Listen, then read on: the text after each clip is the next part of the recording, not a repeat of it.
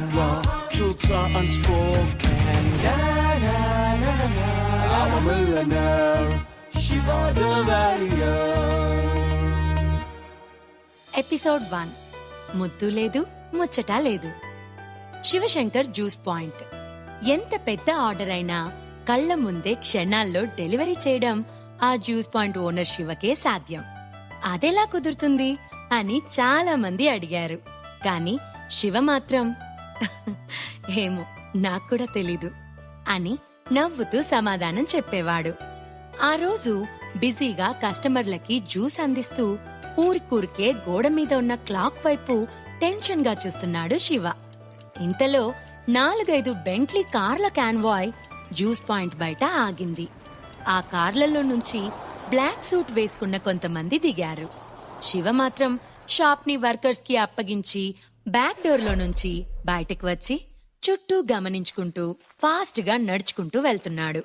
శివ నడుస్తున్నప్పుడు అతని అడుగుల కింద నుండి భూమి లోపలికి ఫ్లాష్ లైట్ వెళ్తోంది. ఆకాశం నుండి వచ్చే వెలుగు అతని మీద పడి ఒక వలయంలా తిరుగుతోంది. శివ అలా బయటకు రాగానే బ్లాక్ సూట్ వేసుకున్న మనుషులు అతని జ్యూస్ పాయింట్ లోకి వెళ్లారు. నడుచుకుంటూ షాప్ నుంచి చాలా దూరం వచ్చేశాడు శివ. సరిగ్గా రోడ్డు మలుపు తిరుగుతూ ఉండగా అతని దారికి అడ్డంగా నిలుస్తూ ఒక బెంట్లీ కార్ వచ్చి ఆగింది. ముందుకు తూలి పడబోయి మళ్లీ వెంటనే సర్దుకొని పక్కకు జరిగి నడవబోయాడు. అతన్ని అడ్డుకుంటూ మరోవైపు నుంచి ఇంకో బెంట్లీ కార్ వచ్చి ఆగింది. ఆ కార్లో నుంచి బ్లాక్ కలర్ కోట్ తగిలించుకున్న ఒక పెద్దాయన దిగాడు. ఇంతలో పొదల్లో నుండి ఒక పాము సర్రున పెద్దాయన మీదకి దూసుకువచ్చింది. ఆ పాము వైపు శివ చూడగానే అది అంతే స్పీడుగా వెనక్కి వెళ్లిపోయింది. హఠాత్తుగా జరిగిన ఈ సంఘటనతో భయపడిన పెద్దాయన కాసేపటికి తేరుకుని, మీరు నడిచి వెళ్లడమేంటి బాబూ? ఎక్కడికి వెళ్లాలో చెప్తే అక్కడ డ్రాప్ చేస్తాను, వచ్చి కారెక్కండి అని రిక్వెస్టింగ్ గా అడిగాడు.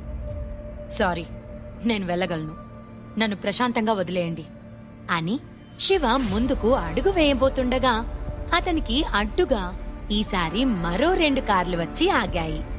మొత్తానికి 4 వైపుల నుంచి వాళ్ళు శివని అడ్డగించి ఎటూ కదలకుండా చేశారు.